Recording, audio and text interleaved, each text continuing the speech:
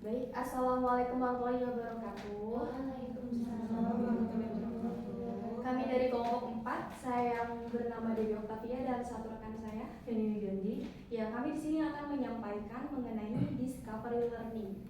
Yang pertama ini akan dijelaskan oleh saya sendiri.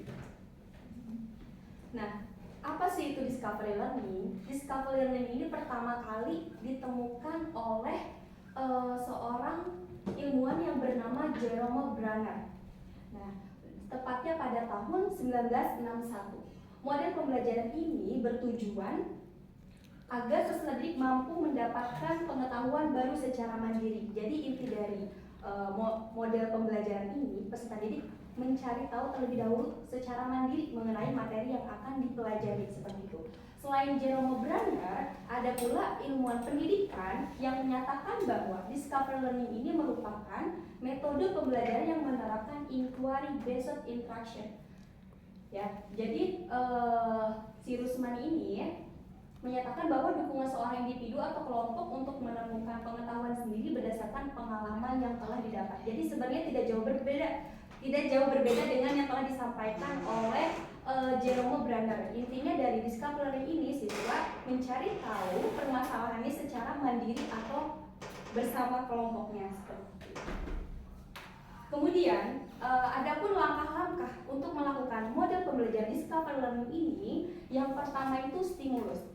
Nah, di tahap awal ini stimulus itu kita bisa memberikan beberapa pertanyaan atau mengajukan beberapa pertanyaan kepada peserta didik. Misalnya saja kita akan membahas materi mengenai teks berita. Nah, kita bisa tanya tuh, apa yang kalian ketahui tentang teks berita? Apakah kalian sudah menonton berita hari ini? Bisa tuh mengajukan pertanyaan, memberikan stimulus kepada mereka supaya rasa ingin tahunya tuh lebih besar gitu terhadap materi yang akan dipelajari, seperti itu.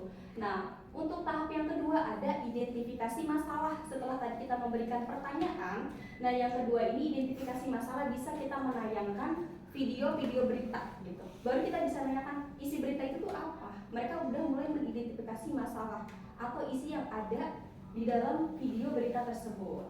Nah, kemudian langkah ketiga ada pengumpulan data. Peserta didik mengumpulkan data dan informasi yang berkaitan untuk menjawab hipotesis.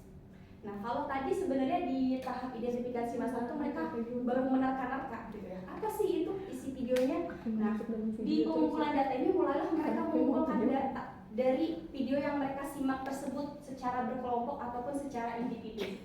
Kemudian memasuki tahap keempat, olah data. Peserta didik mulai menganalisis dan mengolah datanya dari masih lanjutan dari pengumpulan data tersebut. Mulai dianalisis secara mendalam mengenai isi dari video berita tersebut. Misalnya saja tentang yang sekarang sedang ramai, berita tentang capres gitu kan.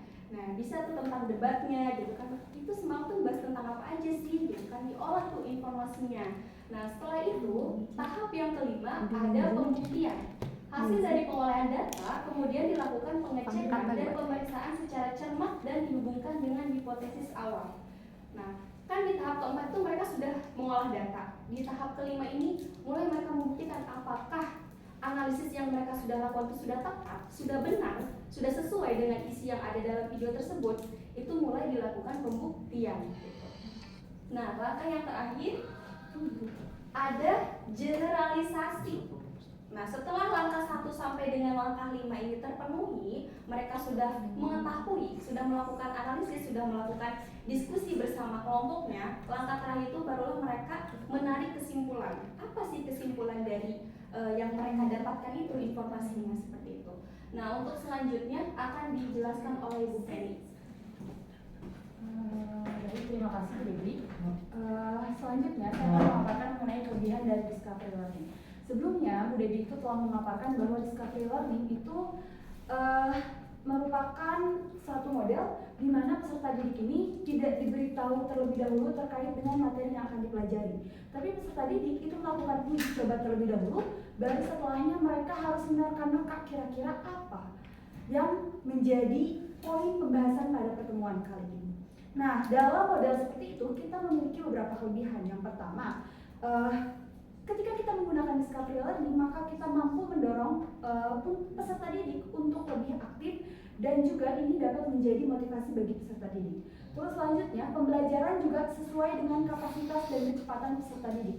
Jadi karena uji coba terlebih dahulu gitu, mereka menerka-nerka terlebih dahulu, menganalisis terlebih dahulu, kita tidak akan memaksakan peserta didik ini harus pertemuan ini selesai, harus dalam 3 pertemuan selesai, tapi mereka pembelajaran itu sesuai dengan alur mereka. Ketika mereka sanggup, ini selesai. Ketika belum selesai, maka ini dapat dilanjutkan. Seperti itu. Yang ketiga, mengedepankan kemandirian dan kreativitas peserta didik. Tentunya ini juga sesuai dengan 6 profil pelajar Pancasila gitu, dimana peserta didik itu harus kreatif. Kira-kira kalau tadi analisis berita ini bahas apa ya, isinya ada apa aja ya, oh ternyata ada pembahasan mengenai poin utamanya nih apanya, oh ternyata ada pembahasan terkait di mana nih kejadiannya, oh ternyata ada pembahasan terkait dengan kapan kejadiannya. Jadi kan peserta didik itu dituntut untuk aktif dan kreativitas untuk menganalisis lebih jauh terkait dengan tugas-tugasnya. Lalu yang keempat, menekankan pembelajaran pada proses bukan hasil. Sudah dikatakan bahwa discovery learning merupakan suatu pembelajaran, model pembelajaran di mana peserta didik itu akan uji coba, akan menganalisis. Jadi yang penting ini bukan hasilnya seperti apa, tapi selama proses menemukan hasil tersebut, peserta didik itu akan mengalami hal-hal seperti apa yang jadinya nanti, ketika mereka sudah tahu hasilnya, oh iya, saya ingat nih waktu itu tuh prosesnya seperti ini gitu. Jadi ini merupakan kelebihan dari discovery learning. Di samping kelebihannya tentu ada yang namanya kelemahan atau kekurangan dari discovery learning. Yang pertama itu kendala waktu, membutuhkan waktu yang relatif lama dibandingkan model pembelajaran lain. Ketika kita menggunakan problem based learning, maka kita dapat menyusun kegiatan, satu pertemuan itu semua sintang dapat terpenuhi. Karena guru telah menganalisis, orientasi masalah bisa diberlakukan sekitar 7 menit. Selanjutnya pengorganisasian peserta didik juga 7 menit bisa. Jadi semuanya sudah disesuaikan, sudah direncanakan. Tetapi discovery learning itu tidak dapat. Ada kelemahan yaitu waktunya cukup lama. Kita tidak dapat tahu peserta didik apakah dapat menemukan hasilnya dengan tepat sesuai waktu pembelajaran ataukah harus dilaksanakan pada pertemuan selanjutnya. Lalu yang kedua, ketidakpastian dalam mencapai tujuan pembelajaran. Dikarenakan peserta didik harus mencari pengetahuan sendiri, maka ada kemungkinan peserta didik mengalami misinformasi. Misalnya dalam contoh tadi teks berita, ketika peserta didik diminta untuk menganalisis unsur-unsur berita dan kita berikan satu berita. Terus kita minta silahkan kalian cari tahu apa poin penting atau berita ini ingin menyampaikan apa. Peserta didik kita harus menganalisis karena kita hanya memberikan stimulus dan juga analisis mendasar. Mereka akan kebingungan apa ya yang harus dicari. Jadi bisa jadi apa yang mereka cari, apa yang kita tujukan dan apa yang mereka cari itu menjadi suatu hal yang berbeda sehingga tujuan pembelajaran itu tidak sesuai dengan kesimpulan yang peserta didik dapat.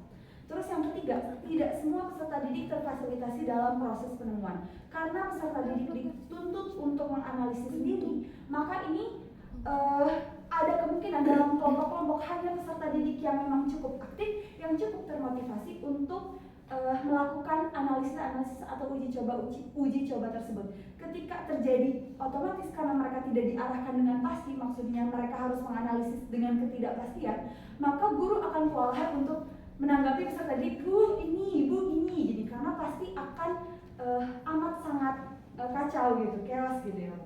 Nah selanjutnya itu memerlukan analisis materi dan konsep secara mendetail di mana peserta didik dapat menemukan materi secara tepat. Seperti yang sudah dikatakan bahwa discovery ini kan peserta didik harus menganalisis dengan pasti gitu, menganalisis sendiri tanpa diberikan materi terlebih dahulu, sehingga hal ini kita sebagai guru karena mereka kita tidak dapat memastikan mereka dapat menemukan dengan tepat, maka kita selaku guru yang harus memastikan media ini dapat menjadi kemungkinan terbesar di mana peserta didik dapat menemukan materi secara tepat.